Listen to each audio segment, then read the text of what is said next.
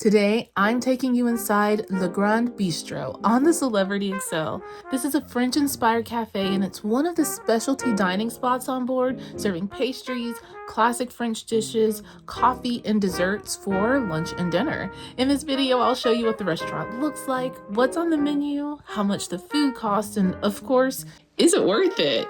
If you're sailing on Celebrity Xcel or another Celebrity Edge class ship and you're wondering whether Le Grand Bistro is worth trying, stick around as I walk you through the full dining experience. Let's get into it. Le Grand Bistro is located on Deck 4 Celebrity Xcel portside, just beside the Craft Social Bar, and they have lunch and dinner offerings on various days of the cruise sailing. I actually chose to go for lunch on embarkation day. Now, my dining experience was $35, and truthfully, I believe you have a really good value for the amount of food that you're given and the quality of the service for this dining experience. We're going to talk a little bit more about that later.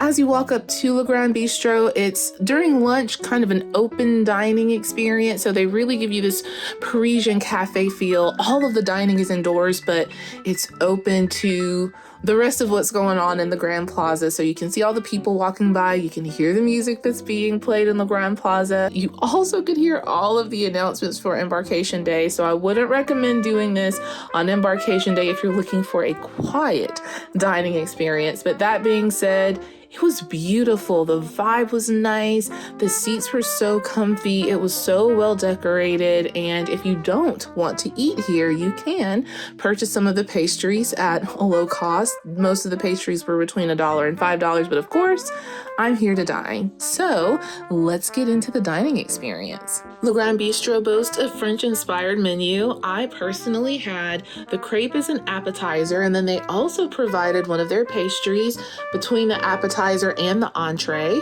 After that, I had the steak frites for my main entree, and I tried the apple tartine for my dessert. However, I do believe that even though it's French-inspired, they did a good job of having various menu choices available for people with different tastes and all that good stuff. For my appetizer, I tried the chèvre crepe. I don't know if I'm pronouncing it correctly, but I'm going to try. And it was a rolled crepe with a ricotta filling and some tomato-ish sauce that was on top of the crepe, and it was really good. A little tangy, a little tart, but very, very tasty. And after the crepe, I had a Danish. I honestly was not expecting a pastry to be included, but my server offered, and I was like, absolutely. And that Danish was so moist and so good. I definitely had to eat it with a fork and a knife because it was so big, but oh, it was one of the best Danishes I've ever had. And I am a pastry person. I love Danishes. As I mentioned, for my entree, I enjoyed the steak frites, steak and fries. Classic, simple, and I enjoyed it. Now the steak was a little overdone, but it was tasty. It had this like nice little crispy crust on some of the edges. The French fries were really good. They were crispy and light, like not overly fried to the point where you felt like you were just eating grease and potato.